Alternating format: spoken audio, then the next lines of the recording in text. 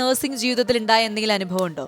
അതായത് ആളുകൾ ചീത്ത പറയാ, അല്ലെങ്കിൽ ഇഞ്ചക്ഷൻ വയ്ക്കുന്ന സ്ഥലം മാറിപ്പോവുക, അങ്ങനെയൊക്കെ ഉണ്ടായിട്ടുണ്ടോ? ഒരുപാട് ഉണ്ടായിട്ടുണ്ട്. അത് ഉണ്ടാവാത്ത ഒരു നഴ്സും ഒരു ഡോക്ടറും ഇല്ല. അതെയോ? അത് ഉറപ്പാണ്. അത് ശരി. അത് ചെറിയ മിസ്റ്റേക്ക് ആണെങ്കിലും എല്ലാവർക്കും സംഭവിക്കും. ആള് മാറി, നമ്മൾ സിനിമയിലേക്ക് കണ്ടിട്ടുണ്ട്, ആള് മാറി കുത്തിവെക്കുക, അങ്ങനെയൊക്കെ അതുണ്ടായിട്ടില്ല.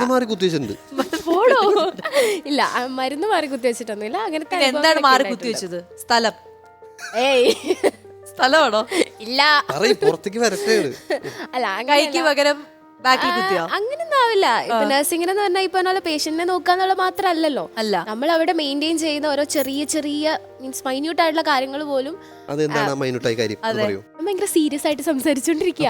സീരിയസ് ആയിട്ടുള്ള ക്വസ്റ്റ്യൻ ആണ് ത്രേജൻ ചോദിച്ചോണ്ടിരിക്കുന്നത്. ഫോർ എക്സാമ്പിൾ,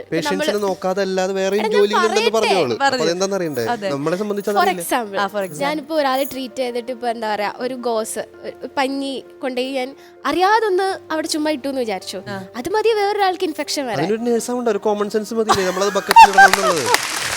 ഞാൻ എന്റെ വലിയ മിസ്റ്റേക്കിനെ പറ്റി ഒന്നും പറയില്ല. അസ്വാഭാവികമായിട്ടുള്ള എന്തെങ്കിലും മിസ്റ്റേക്ക് ഉണ്ടോ എന്നാണ് എന്റെ ചോദ്യം. ഇല്ല, അതായത് ആളുകൾ ഭയങ്കരമായിട്ട് പൊട്ടിത്തെറിച്ച് ഹരിത കണ്ണുനീരിൽ കുതിർന്ന് നിന്ന് സത്യമായിട്ട് CCTV വല്ലതും വെച്ചിട്ടുണ്ടായിരുന്നു. അല്ല, ഉണ്ടായിരുന്നു. അതാണ് പറയാതെ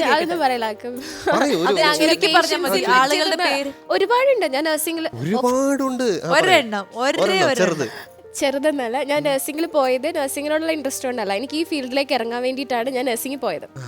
ഈ ഫീൽഡിലേക്ക് മനസ്സിലാവുന്നില്ല അല്ലേ? അത് +2 കഴിഞ്ഞപ്പോൾ അച്ഛൻ പറഞ്ഞു, ഒരു ജോലി ഉണ്ടെങ്കിൽ നിനക്ക് ഇഷ്ടമുള്ള ഫീൽഡ് തിരഞ്ഞെടുത്തോളാൻ പറഞ്ഞു. അപ്പോൾ അപ്പോഴത്തെ എൻ്റെ ഒരു വിവരം അനുസരിച്ച് എനിക്ക് പെട്ടെന്ന് ജോലി കിട്ടാന്നുള്ളത് ഞാൻ ആലോചിച്ചപ്പോൾ നഴ്സിംഗ്, എഞ്ചിനീയറിങ് അങ്ങനെയുള്ള കുറേ കാര്യങ്ങളേ ഉണ്ടായിരുന്നുള്ളൂ. അപ്പോൾ ഞാൻ നോക്കുമ്പോൾ നഴ്സിംഗ് ആകുമ്പോൾ എനിക്ക് പെട്ടെന്ന് ജോലി കിട്ടുമല്ലോ.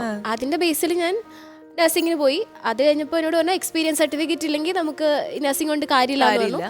അപ്പോൾ ഞാൻ വർക്ക് ചെയ്തും കഴിഞ്ഞപ്പോഴത്തേക്കിന് അച്ഛൻ പറഞ്ഞു, ഞാനോർത്ത് നീ സാലറി ഒക്കെ കിട്ടി കഴിയുമ്പോൾ പതിയെ ഇഷ്ടമൊക്കെ മാറുന്ന വിചാരിച്ചാൽ ഇനിയിപ്പോൾ രക്ഷയില്ല, ഇഷ്ടമുള്ള പൊയ്ക്കോളൂ എന്നുള്ളത് പറഞ്ഞു. റിസൈൻ ചെയ്ത് പോന്നോളൂ എന്ന് പറഞ്ഞു.